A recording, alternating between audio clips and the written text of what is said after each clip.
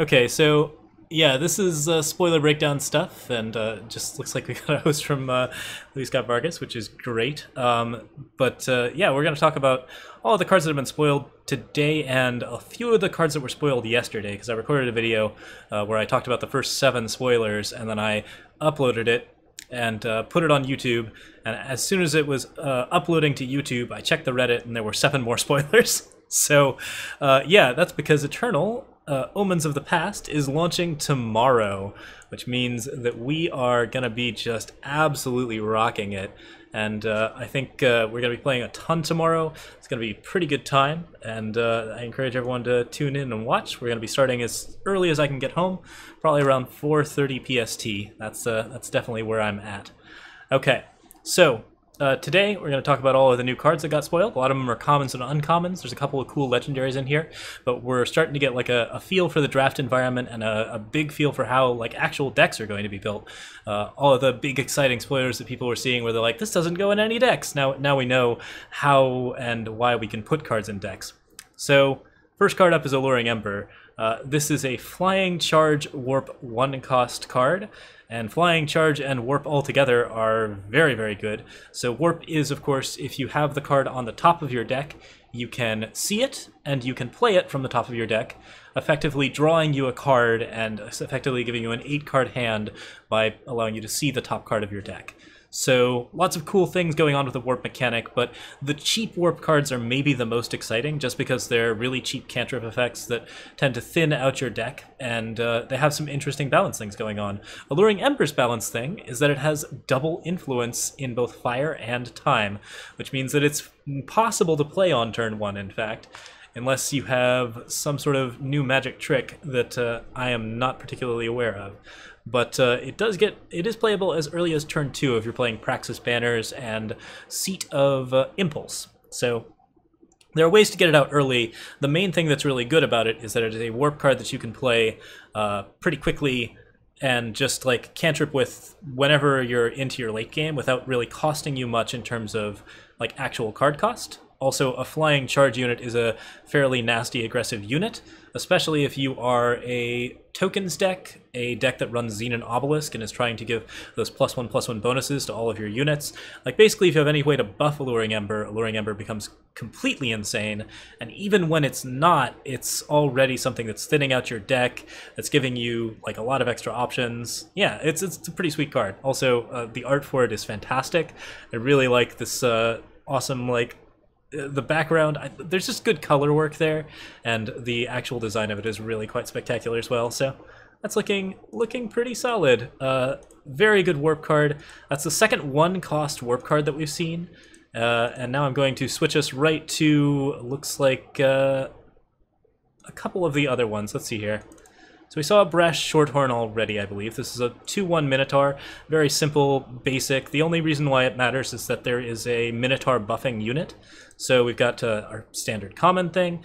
I think we might have already covered that one. Hidden Shiv we have also covered. Let's go ahead and look at a couple of the other commons. Belching Behemoth, 6/6. You gain 6 health, was spoiled very recently. So this one's an 8-cost, which means that it's very, very expensive and not particularly good in ranked. But in draft, this card is much more solid than you'd expect. Like, it gives you a lot of decent early or decent late game setup where you basically just get that extra bit of health, and you get a huge unit that works very well in board stalls, attacks through pretty much everything, trades evenly with everything, and gives you that extra amount of health. So it's pretty special for draft, but overall it's not an amazing card. It's just a pretty good common that allows you to play sort of late game control draft type stuff where you draft and you try to get like the 19 power deck as opposed to like a more like down to the earth curve out tempo deck.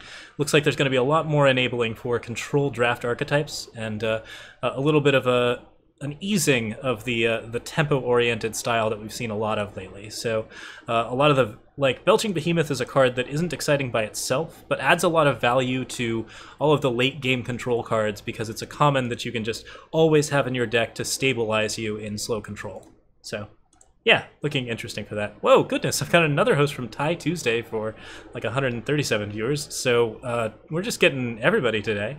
Hi guys, we're doing spoilers right now. We're talking about all of the spoilers for today's setup and also from yesterday's.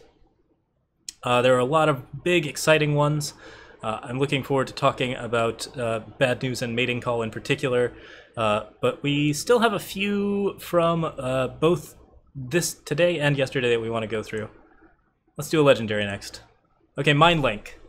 When you transform... Okay, so this is a relic, so it goes on your face, doesn't get destroyed unless you have attachment destruction. When you transform an enemy unit or a card in the enemy hand, create and draw a copy of the new card. Thanks for the follows, guys. So this is really interesting. We just saw a common card called Cerso's Trickery, which is basically... you're playing with a 6-cost card that transforms a unit into a 2/2 pig, and we were looking at it and I was saying that basically there has to be something else that sort of interacts with this card in some way, because it's already kind of bad on its own, and it's not even all that great in draft. Mindlink is the card that interacts with it. It basically says that if you are casting, say, Cerso's Gluttony to turn something into a pig, you get a copy of that pig to play for yourself. So this is actually not the big thing. And people are talking about Polymorph, Feeding Time, Rain of Frogs. You will get, of course, cards off of all of those. The thing that's really interesting for this, however, is Lightning Storm. Or not Lightning Storm, Unstable Form. It works with Unstable Form. So the 1-cost Echo unit that transforms a unit into a unit with a random unit with a cost 1 more than it is extremely strong here, because you often use that card somewhat defensively to basically morph a unit that you can't deal with, say a Sandstorm Titan, into a unit that's almost guaranteed to be worse than it. It turns any sort of pushed card, like an Oni Ronin, or like any card that's like really, really good in your opponent's deck, into something that is technically better in cost, but tends to be like much worse in terms of just general advantage. And then you draw a copy of the card that you morphed. So even if your opponent gets something good, you still get something good as well. In addition, like it's really like Mindlink actually really encourages you to play in unstable forms on your opponent's stuff. That's a good way to mess up Entombs and Summons. It's a good way to mess up Sandstorm Titans.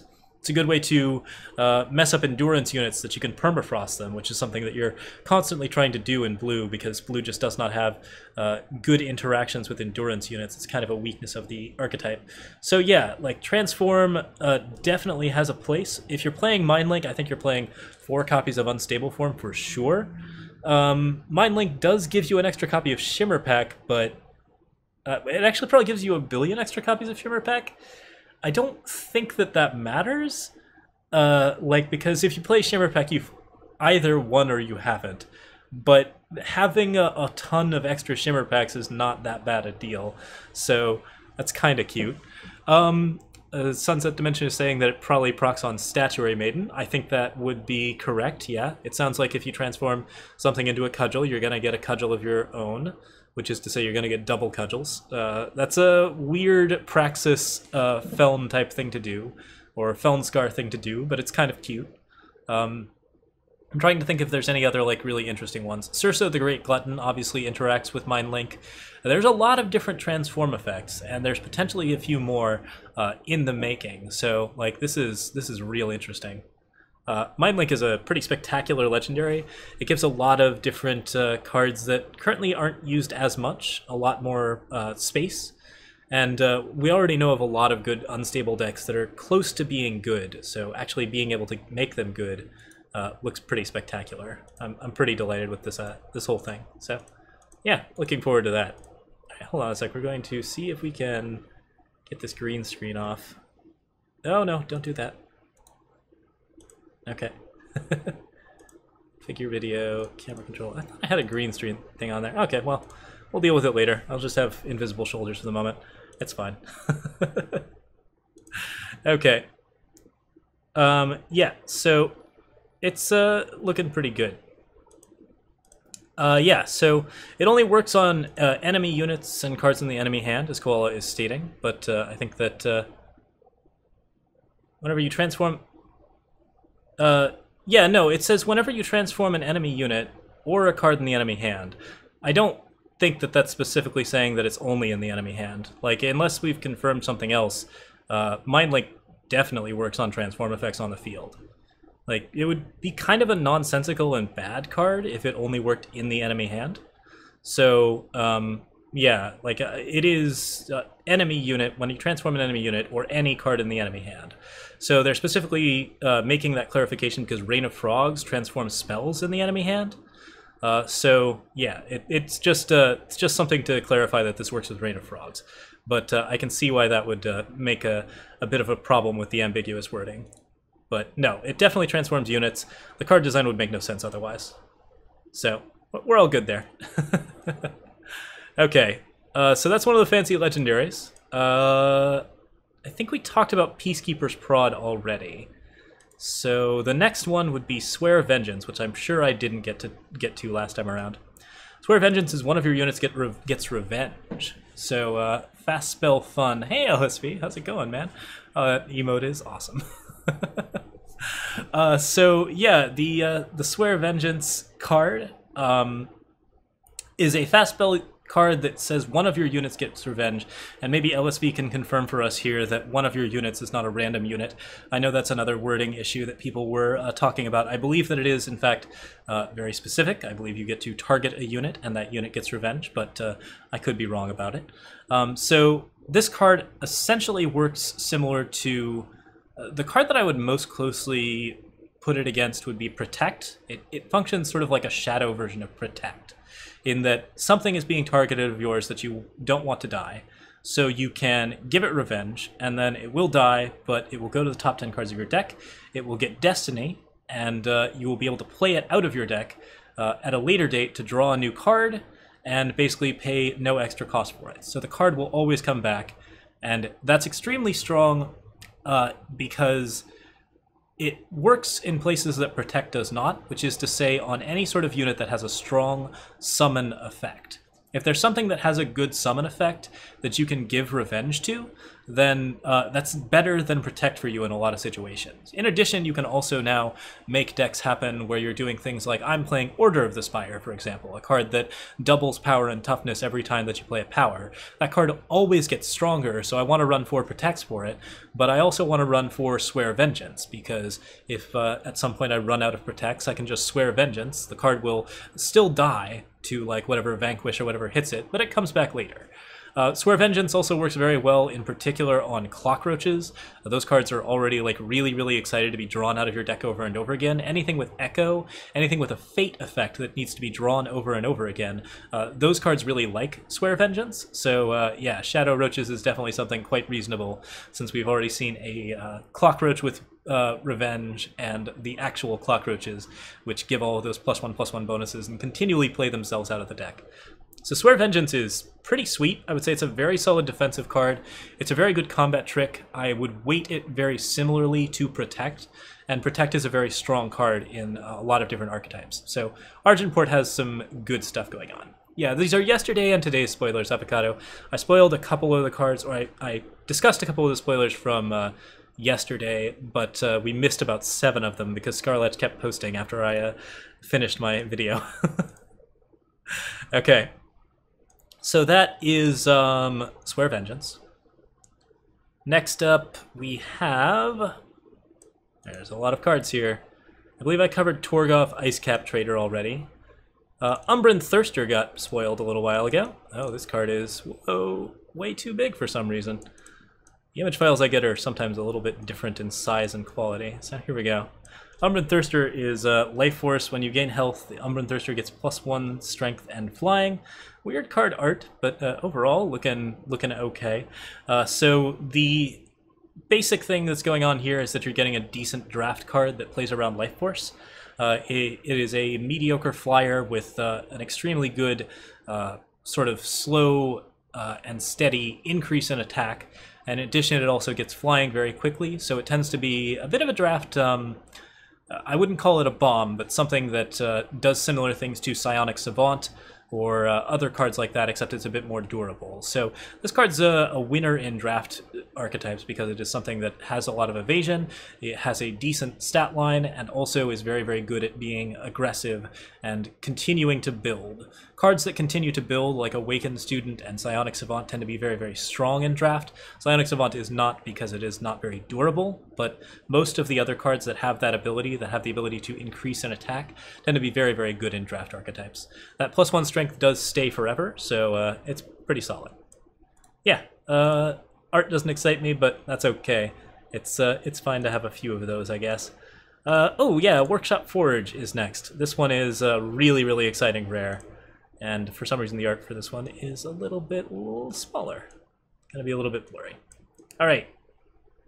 So I talked a little bit about like card predictions that I've made. This was actually one of them. I think I might have had it straight down to having warp, but I don't have a picture of this one, so I guess you'll just have to take my word for it. But yeah, like we noticed already that all of the warp cards are cards that, with warp, the card tends to cost about 2 more than you want it to. And as a result, like having a card that reduces those costs to essentially a normal amount means you are just playing all of your warp cards off the top of your deck for a lot cheaper. It means all of your 1 and 2 cost warp cards are basically playing off your deck for free. It means that you are getting significant value out of those cards like Hip Shot and the 1/1 familiar that gives you extra bonuses. Like those cards play at cost off the top of your deck, meaning that Workshop Forge will allow you to play with a big pile of warp cards, and then the first time that you get a Workshop Forge down, you'll be able to just play warp card after warp card after warp card and just absolutely spray out as many cards as you like. Time and Fire already have a lot of capacity to ramp up to Workshop Forge. I've been talking about this in the context of ramping just so that you can play out all of these warp cards, but Workshop Forge is just amazing at making like a bunch of really, really bad stuff happen. And it really sort of exemplifies that sort of Praxis style of just playing a lot of like really sort of cards that seem ineffective but which just stack up. You just play so much chaff that it eventually like overwhelms your opponent. Praxis is very good at this. They've got their Humbug Swarms and all of their other fun things. We just got spoiled a brand new warp card by LSV today, and that's one of the pretty exciting ones. All right. Yeah, Workshop Forge is amazing. It definitely just enables all of the warp cards that we've already seen in a really huge way. It interacts with the all-warp deck, and the all-warp deck is really fun, so I think that one's pretty solid. It looks like I've gone through most of the ones from yesterday, as well as a couple of the new ones from today. Let's talk about the 3 cards spoiled by 3 different developers, or I think they are 3 different developers, at least 3 different big names in the Magic scene. So first off, so everyone who spoiled a card today who isn't Scarlatch had a pun for it. LSV's was, "I've got some bad news for you." And this was the card that he spoiled. Okay. Bad news. Warp readier units, they may attack again. I've talked about this card a lot because it is the design of Coup de Grace, a 5-cost card that was in Rakano colors that used to exist and ready your units and attack again. That card was not played very often because it was a little deep on influence. Rakano really didn't want to attack twice most of the time, even though they really like getting Warcries over and over again. They just never had enough units to make it valuable. Praxis is not Rakano. Praxis has a lot of units. They're totally okay with attacking multiple times, and I think that they do some pretty cool things with that. Is that Jack? I guess that might be Jack. Yeah, so bad news is very exciting to me for a lot of different reasons. We've talked a little bit about the Cabal Spymaster combo, I think, on the Reddit. There is, of course, an infinite combo here where if you have a Westwind Herald and Cabal Spymaster and you basically just warp bad news back from your void, then your Spymaster makes the infiltrate happen over and over again. So Westwind Herald gets to play bad news over and over again as it attacks. So as long as you aren't being blocked in the air, you can just attack with your 2/2 until you win the game. The turn timer notwithstanding. So this might only be like a 15 damage combo because it's actually pretty hard to attack that many times. But I think overall this should work out pretty well. yeah, like this is very, very decent. I think that you've got a lot of good things going on with Praxis that really, really like being able to attack over and over again. You can do really cool things with this in other colors, and now that it's only a single color, this is a card that you can splash for, that you can put into a lot more different types of decks. One of the things that Coup de Grace really, really lacked was flexibility. So being able to play it as a warp card off the top of your deck means that it is a card that, if you're getting minimal value out of it, you may still just get to draw an extra card. And like in terms of just overall setup, I think you're like really getting some interesting and flexible and cool archetypes out of it. Bad News looks like a lot of fun to play. I'm very excited to everything going on there. What's going on with the card's left spike? This spike? Not sure what you mean. Might be something with the art. Could be they've updated the images a little bit, or something got cut. Okay, so that was one of the 3 cards spoiled. Was it Conley or Chapin who spoiled Mating Call? I believe it was Conley who spoiled Mating Call. So Conley Wood spoiled Mating Call, and let me see if I remember his joke. Please swipe right. Alright, so Mating Call.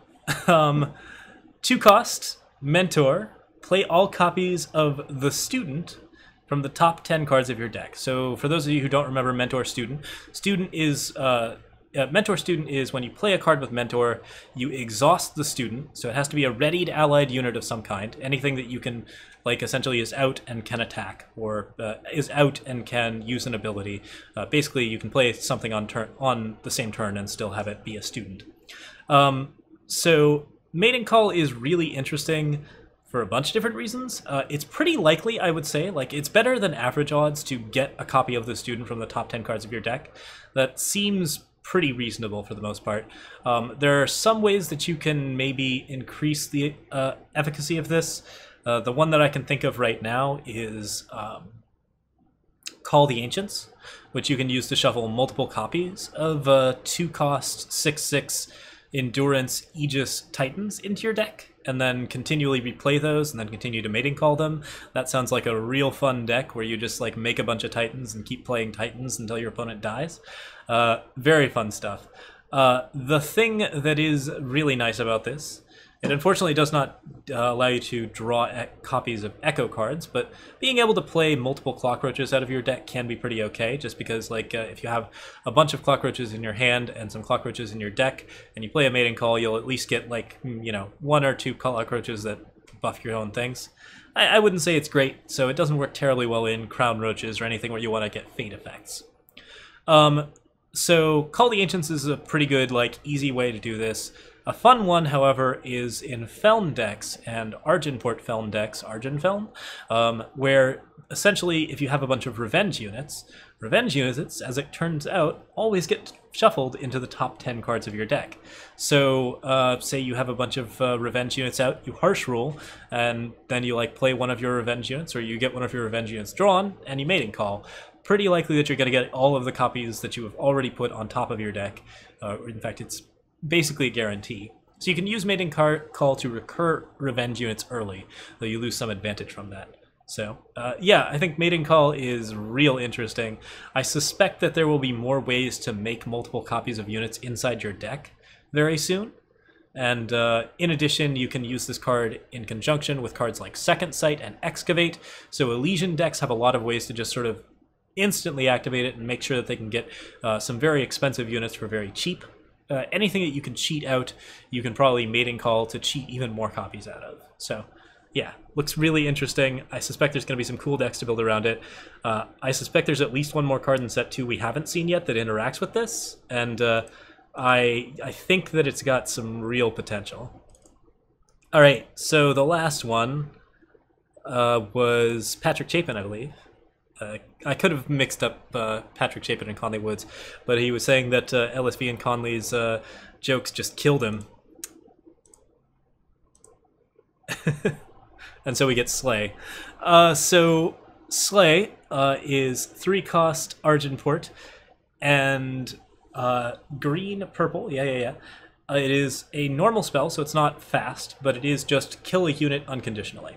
there is another card that kills a unit unconditionally. That is Death Strike, which is a fast spell for double shadow. This is probably better. Like, it does not give you quite as much flexibility. It doesn't allow you to deal with charge units or other stuff, but it's very, very likely to efficiently just get rid of something that you really don't want to live. It combines Vanquish and Suffocate together for exactly the cost of both. It is a card that, yeah, is just real good at murdering things. I'd say this is pretty straightforward, and it very straightforwardly establishes that Argenport is the color where you're going to be wanting to play like a lot of like fun control, full removal setups. Argenport's got a lot of different ways to kill units now. Vanquish was already a very good removal card at slow spell speed. Shadow already had all of the good removal spells, and now we have Sleigh, this extremely powerful removal spell in between those two colors, meaning that control Argenport is definitely going to be a thing. And that's important, because Control Argenport is one of the places where Revenge can really shine. If you have big cards with Revenge that you want to play over and over again, I would say that this is, yeah, a very strong card. Argenport gets a lot better as a result of having this.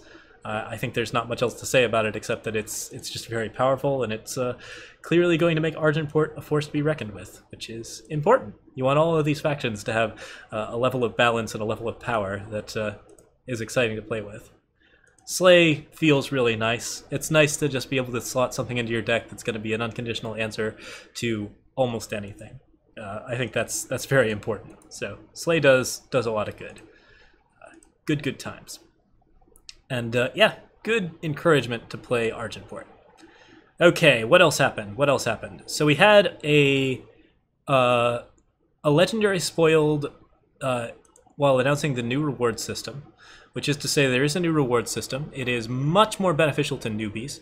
It includes, I believe, a pack for your first win of the day, and also gives you silver chests with some amount of increasing frequency. It's like, I think your 4th, your 7th, and your 10th, and then after that you only get bronze chests. So if you're playing like 2 to 3 hours a day, which happens to be what I'm playing, and you're just playing ranked, you get just better rewards all the way through.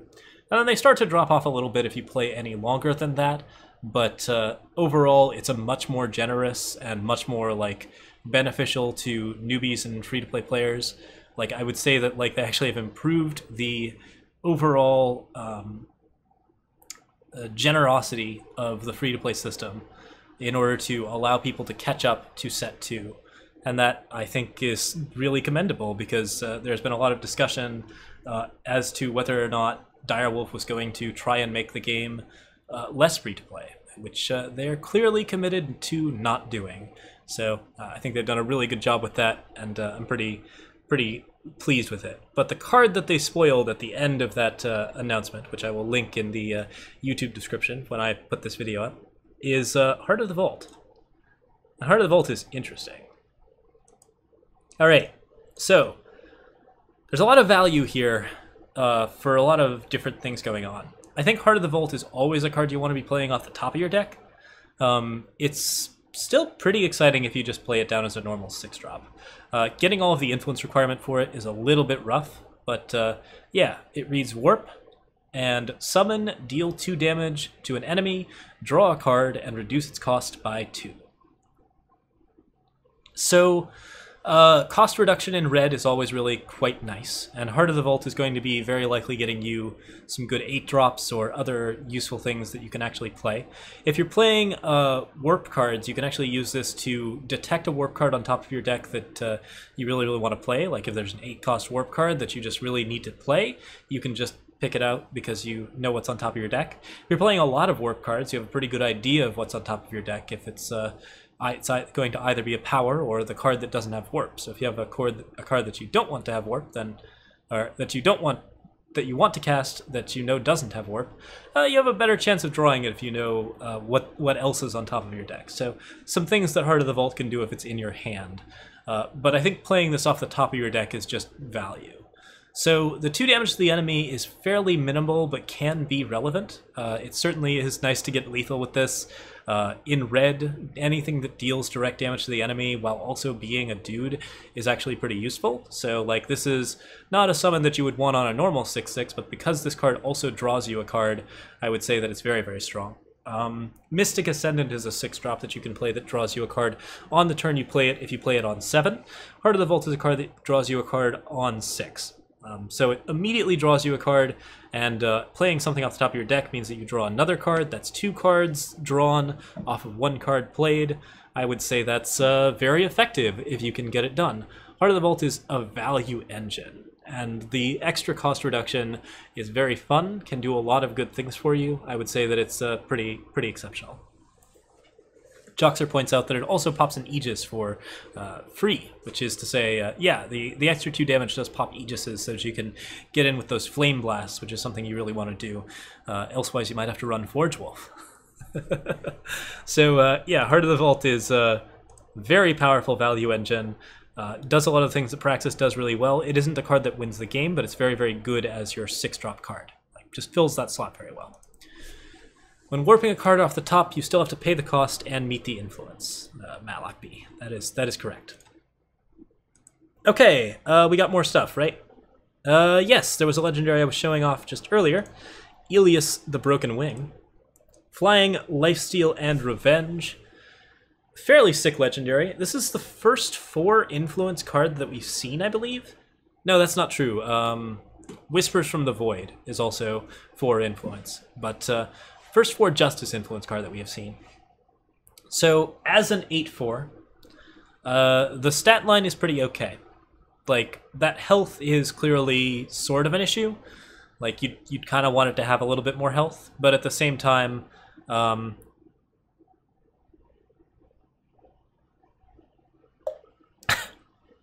thank you all for noting that Channel the Tempest also has 4 influence.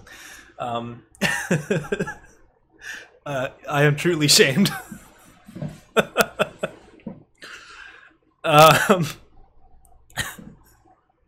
Yeah, so Channel the Tempest also has 4 influence, but yes, anyways. So there are some things that kill a 4-cost unit, 4 health unit that you would rather don't. But most of them don't kill a flying unit. The only one that's really important is Auric Runehammer, which is a card that Helius doesn't deal well with. Okay, so people asking how he flies with the broken wings. We can actually look at the art for that answer. So the Valkyrie fly with wing tech, which is to say that they have like sort of like weird rocket wings. That still is clearly functional. It's just not very wing-shaped. So like they don't fly like by any means of just like flapping their own wings. They just have magic flying rigs. So if you have broken wings, that doesn't inhibit your ability to fly. It just means that you're kind of irritated because somebody broke your wings.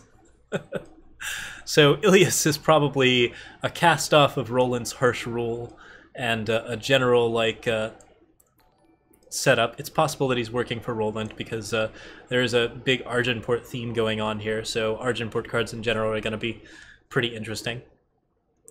Flying Lifesteal is a very powerful setup.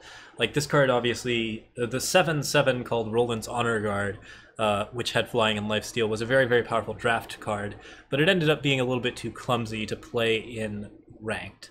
I feel like Helius might have that same problem, but there are some cool things going on with Helius's Revenge ability, where he can be played as sort of the big bomb at the end of your curve, and as long as you can like continue to play him with Dark Return and just continue to watch him come back, there is a lot of extra card advantage inherent in Revenge that can be played just basically where you get a lot of extra advantage that way. So I think Helius is real exciting, but maybe not ranked ready.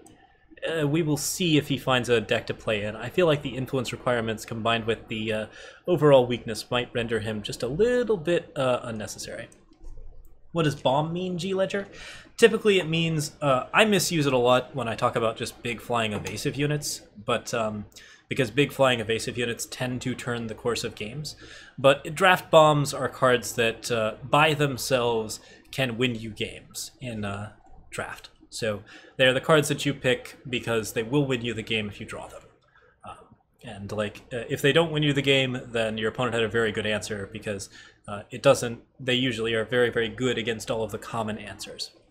So Helius has that sort of quality, but he's a legendary, so you don't see a lot with him. But yeah, like people can also use bomb to sort of signify big units. I tend to use it every time I see something large with evasion because large things with evasion are very good at winning draft games, even if sometimes they aren't. Okay, so yeah, that's not our last legendary even for today. We had a lot, and I'm gonna have to check the Reddit and make sure that I've got all of them. But the last one should be NaStrix, Lord of Visions, who is our Huru 6-drop at 3 and 3. So it looks like this is a cycle. There was a 7-cost cycle of 3 influence in each color cards in the previous set. This one is ostrich. That's an owl. He's one of the kings of the owls. All right. Yes. So I think this is part of a set because we've seen the Praxis one already, the 6 cost that deals 2 damage and draws a card. NaStrix has a sweet hat and a lot of general personality. Like we've seen the Great Parliament of Owls before. Huru is just like basically ruled by giant owls, and they've been doing a lot of interesting giant owl things. This is our first legendary owl with any sort of named characteristic or personality. So yeah, NaStrix Lord of Visions is real interesting. So a 5/7, that stat line's very good. That's very hard to kill. Like, it's actually outside of obliterate range. 7 health is probably the rarest stat in Eternal. It's hard to get 7, it's hard to get 8. So anything that has that is pretty immune to most forms of damage, especially if it's a hybrid color card. A 5-drop flying means that it's something that can fly across in pressure. You always want cards that can pressure and have evasion when you're using that kind of stuff. And then the Mentor ability. So pick a ready unit, give that unit and all other copies of that unit in your hand and deck +3/+3. The really dumb ones, cockroaches. But other fun things that you can exhaust, I think there are a wide variety of them.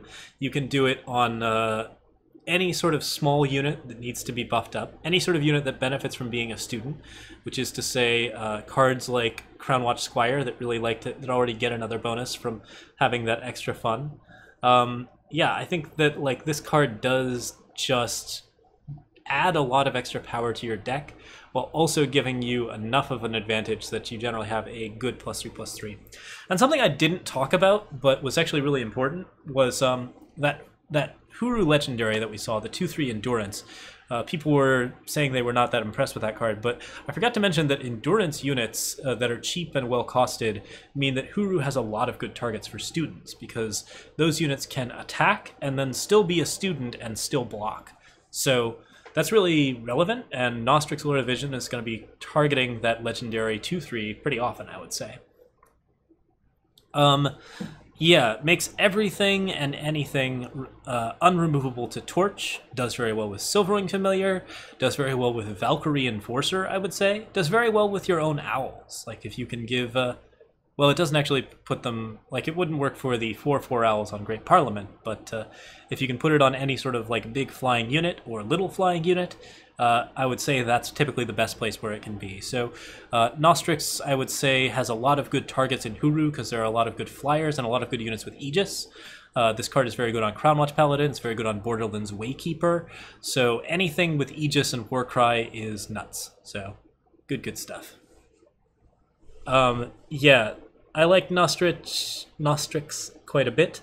Gonna have a hard not calling him Nostrich now that people have said ostrich. Anyways, yeah, NaStrix is pretty sweet. I think that's all of them. Is that all of them? I'm sure chat will inform me in just a second if I have missed some. And we'll also have to like just paranoid check the Reddit because stuff gets posted all the time. Watcher of the big ones we have spoiled already.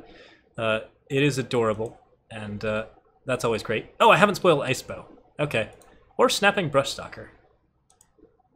Okay. So let's grab both of those. I think I've got Icebow in here. Oh, it's possible I do not. Okay. Well then, we'll just grab it real quick. So many spoilers, it's hard to keep track. Alright. Show me Icebow. Okay, Icebow is a 1/1 weapon. With summon, the wielder deals 1 damage to an enemy. Very, very good for all of the things you want to do in Praxis and Feln, which is to say infiltrate effects and spark effects. The summon is very good with deadly in particular, so if you have a deadly unit, you can equip an Icebow on that unit. It will get a little bit tougher, which all deadly units really need to be, and it will also just kill a unit instantly, which means that you get automatic value out of Icebow. So if you have a pile of deadly units, say you're playing deadly rod decks, then Icebow is very, very good for just suddenly removing stuff, and pretty good value on that front. Praxis, yeah, I like Praxis for... Oh, do I? Sorry, yeah, Skycrake for Spark, you are correct. So a double damage unit, getting 2 damage off of that, not bad. Overwhelm doesn't really work at all. It does work with lifesteal units, but 1 health is not typically all that important. So yeah, things that you can do. Makiyager suggests turn 2 a Thrive Ranger. That's a 2/2 that has Infiltrate +2/2. Turn 3 Icebrow, and then attack with a 5/5 on board. So that's not bad. Playing Direwood Beast Color and then giving it an Icebow automatically infiltrates with the Icebow. Playing it on a Gorgon Fanatic is a little less good because you sacrifice both the Fanatic and the Icebow, but if you really need that card draw, you might do it. The one I really like with Icebow is Geralt Frostheart, who is not a card that sees a lot of play, but a card that I love to play in spell-less decks with extremely expensive cards.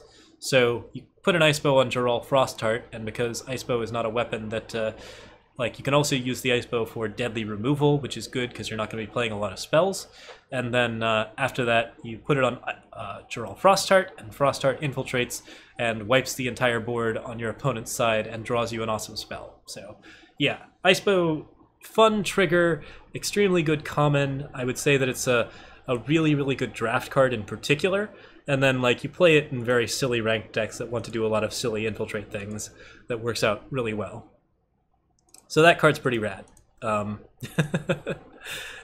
good enabler for a lot of different archetypes, including many set 1/1s that we have always wanted to have better stuff in general. So that's pretty important. Okay. Snapping Brush Stalker. Let's save that guy.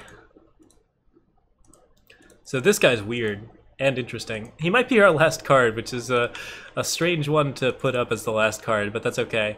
This one's a pretty playful design. A 4-cost 5/4.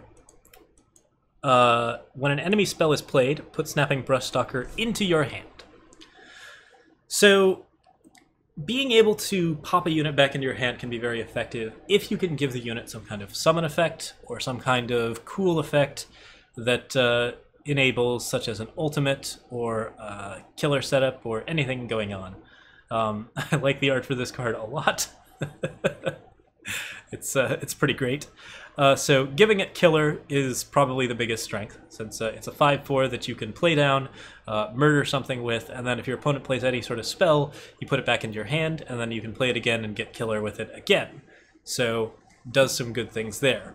Another good one to give it is Accelerate. If you accelerate a Snapping Brush Stalker, then you have a 5/4 charge that's just really hard to interact with or kill.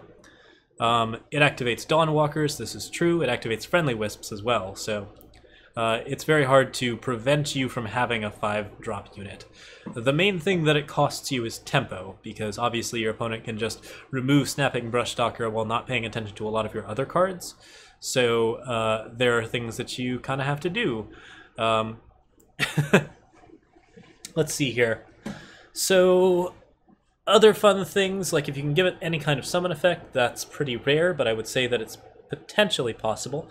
I like this card quite a bit in Crown of Possibilities decks, because in Crown of Possibilities, Snapping Brush Stalker is going to get a lot of different abilities. If it pops back into your hand, that's just an excuse to Twinning Ritual at some, or like do other cool things. The other thing that's really powerful about it in Cockroach style decks is that your opponents will really want to spend removal on this card. And if this is the only card that you're playing, every time they try to spend removal cards on it, it's just to remove it for a turn. So, like, this card does pretty well in control archetypes, where basically you're just playing one unit, it's Snapping Brush Stalker, and then like you play the Snapping Brush Stalker down. It's kind of an efficient unit, and it responds very well to pretty much everything. The only thing it can be killed by is killer units and other like delightful cards that can actually kill a unit without playing a spell. There aren't that many of them, so Snapping Brush Stalker has a decent amount of strength. Shard of the Spire, Hate Cleaver, Forgotten Find, and Maelstrom Belle, I think are all on the list, actually. I haven't talked about Maelstrom Belle yet, and I'm feeling a little sad that we haven't actually talked about that one. So yeah, we should definitely go to that one next. Shard of the Spire sounds like something I have not covered either. Let me go ahead and check. Oh no. Oh no, Reddit is down. That would be bad. Okay, okay. Well, let's see if I've got Maelstrom Belle in here. I should. We downloaded a lot of cards. Okay. Okay, so Shard of the Spire, don't have that yet. Do I have Maelstrom Belle? See Mating Call and NaStrix. Mask of the Torment. Goodness, this is going to be a long spoiler video. Okay, so Reddit's down. Let me just go ahead and go into the Discord and grab it from there. Shard of the Spire was really interesting. So, what's the past? Pin messages. Goodness gracious, that's a lot of pinned messages. Okay, we got Belching, we got Icebow, Snapping Brush Stalker, Helius, Sleigh, Mating Call, Bad News. Can't believe I missed so many, but again, we have a lot of different cards going on here. Okay, Shard of the Spire. So let's pop that up. Shard of the Spire is an unusual card. It kind of functions like a Xenon Obelisk, but it is a little bit on the weirder side. So it says when you play a unit, its strength and health becomes the higher of the two. This is really good for any sort of unit that has defense higher than it has attack, because most of those units are very, very powerful if you can play them down. The ones that I can think of are Lumen Defender in particular, becomes a 5/5 deadly. That's a pretty nasty dude. If you can play any sort of like small flyers, anything with like 1 health, those are quite strong. And Shard of the Spire again works well with Minotaurs, which means we have a second Minotaur enabler at rare in draft, as well as in ranked decks. So if you're playing with Auric Sentry, the 1/5 endurance, that becomes a 5/5 endurance with Warcry for 3, which is not bad at all. This card has some weaknesses, primarily that Justice cards tend to have very even stat lines. Like, they actually really like to have their stats be fairly even, but you do get some cool things. Someone suggests 1/1 Wisps, Ephemeral Wisp, that is. It works okay with anything that has like more attack than health, but I would say that's not its strong point. But there are a lot of cards that have non-even stat lines that are really, really happy with having even stat lines. I would say this card is not on its front as powerful as Xenon Obelisk, but it definitely makes a strong case for its aggression, and there are some pretty cool things that you can actually do with it. One of the cards that we have just announced was Waystone Infuser, which is a 5-cost card that can come right after this. 5/5 Umbran Reapers are certainly a possibility. There are a lot of units that just get a decent amount of extra stats off Shard of the Spire, so if you're playing a lot of uneven units, Shard of the Spire is a pretty good include in your ranked deck. I would say that you don't build a deck around Shard of the Spire, but if you build a deck and you find your units have a lot of uneven costs, then Shard of the Spire works very, very well. Helius becomes an 8/8, of course. 4/4 Dawnwalkers, people suggest. Lots and lots of good things there. Dune Phantom is an ambush 6/6. That's probably the best one in terms of drafting, where you play Shard of the Spire and then you just start ambushing your opponent with 6/6 flyers. Karmic Guardians, also very strong. Shard of the Spire buffs all of those units in draft. I would say this card is more fun in draft than it is in ranked. In ranked, you are going to want to do other things with your turn 4, but I would say that it's still kind of exciting in ranked as a 1/of, and you can do some cool things with it. This is a card that does not stack, so similar to Infinite Hourglass, it's often only going to see play as a 1/of. But it's a very strong 1/of, so does some cool things there. I would say that's pretty excellent. Okay. Next up, we have, I hope we have Maelstrom Belle. I think I'm going to end on Maelstrom Belle if I haven't already. Oh gosh, we've got Forgotten Find. Okay, this is actually one of my favorites. Forgotten Find is a really, really weird one. And I'm so glad. Alright. 2 cost, play 2 power cards from your void, deplete it. So, this is real interesting. This is very, very, very good ramp. Except that it's very, very hard to activate. Like, actually getting power into your void to play out is pretty tricky. Sporefolk is one of the ones that you can actually do it with. Herald's Song is pretty good. So if you're playing like an Elysian deck, Forgotten Find might actually see a lot of play, just because like Herald's Song is becoming a more and more useful card as time goes on. So there are a lot of ways that you can activate and get extra power cards. I would say Xenon with Sporefolk seems like the most likely, because Xenon already has a lot of desire to ramp and do really, really silly things with all of that ramp. So Forgotten Find is really helping you out there. I like this card design a lot. It's offering you an exceptional amount of power for a very small amount of cost, if you can find the right way to play it, and that is not an easy thing to do. This card also is a card that, even as a ramp spell, isn't necessarily what you're going to want to play it for. So, like, for example, you might want to use Forgotten Find to draw 2 cards off of Mystic Ascendant, or to empower something twice. Like, there are ways that like this card will give you a decent amount of extra value just from being able to play those cards. I would say that overall, it just adds a lot of value to your deck. It's an extremely powerful card for just I wouldn't say fixing power, but it certainly does kind of do that. Definitely for ramping you and for doing crazy things.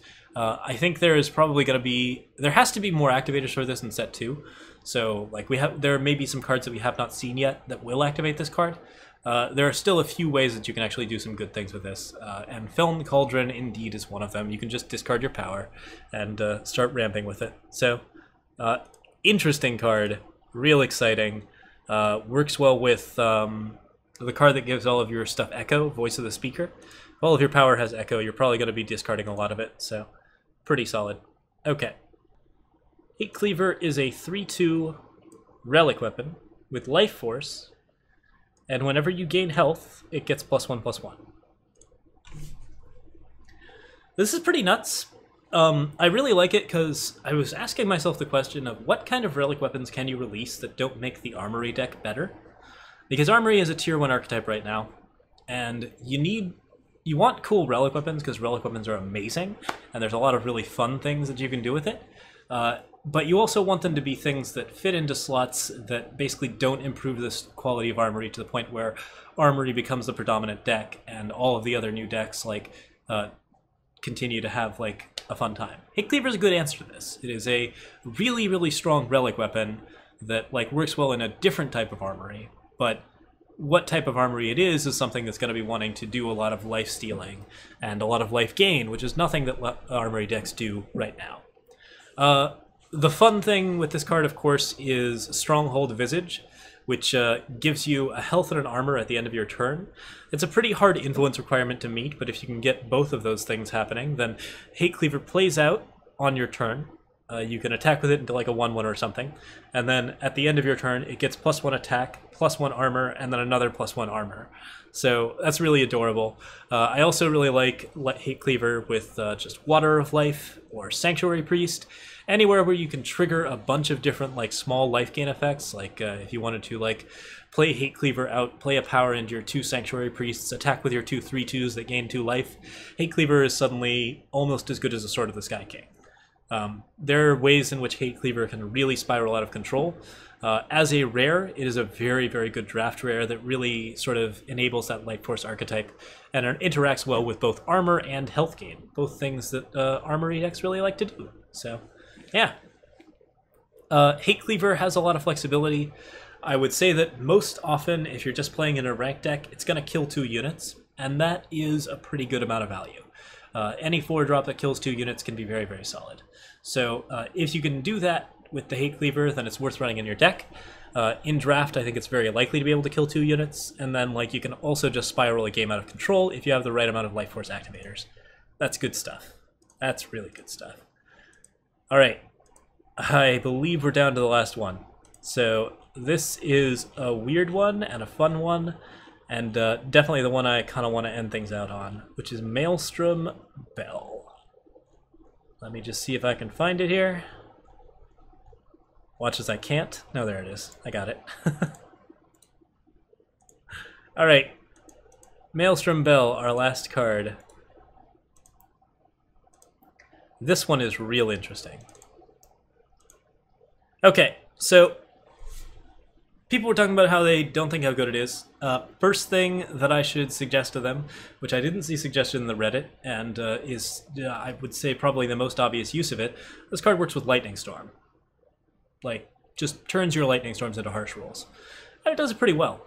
The first really stupid idea that I have for set 2 is I want to play Maelstrom Belle deck where you get yourself Lightning Storms and you play Life Drinker in Lightning Storm, because I've always liked that deck, and then you just gain yourself all of the health in the universe. Just all of it, all at once. Like, you know, maybe go like Xenon with Feln, and like Maelstrom Belle Lightning Storm out, play a Life Drinker Lightning Storm for 6, and play your Restless Radiant. Or like have your Restless Radiant out and Lightning Storm for 4, and just play a 2020 Restless Radiant. Blood Call Invoker, actually, is what the name of that card is. So, yeah, like, that's not bad. This card does have some Carpet Shuffle utility. It's not as good as you would expect in Carpet Shuffle, but it is pretty good. The main problem is that while it enhances the damage of Static Bolts, which means that you're going to get a much faster Static Bolt kill out of it, it doesn't enhance the damage of all the Static Bolts. So that's something that you have to consider, but I would say that being able to increase the damage of your initial Static Bolts, or Static Bolts that you haven't drawn yet, is actually really good. And Maelstrom Belle is pretty solid in that respect.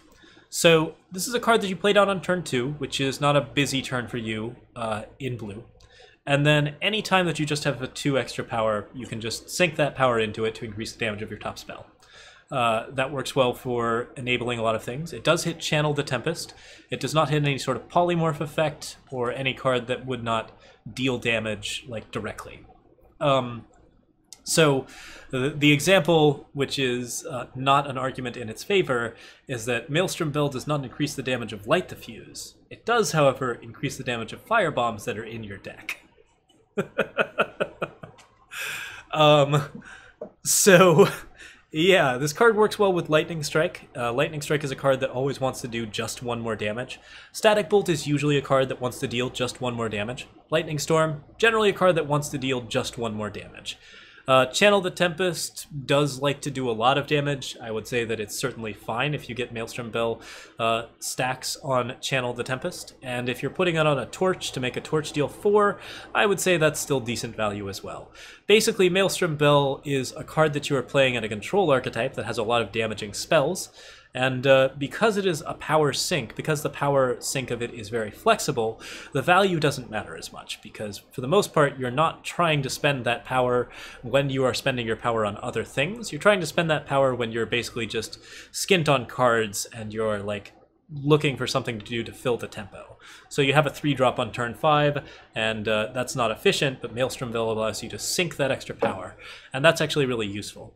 The extra 1 point of damage really does matter, and on any sort of direct damage spell, giving it more damage is usually worth the 2 power. Like, it's just really good in terms of increasing the effectiveness of the card as a removal spell, and also increasing the effectiveness of the card as it relates to getting a win. So, yeah, I would say that Maelstrom Belle has some serious strength. It's a hard card to evaluate to be certain, and the decks that it's going to fit into are decks that have a lot of time to just sort of activate it whenever and like play with extra turns. So slow control decks will have some fun with Maelstrom Belle.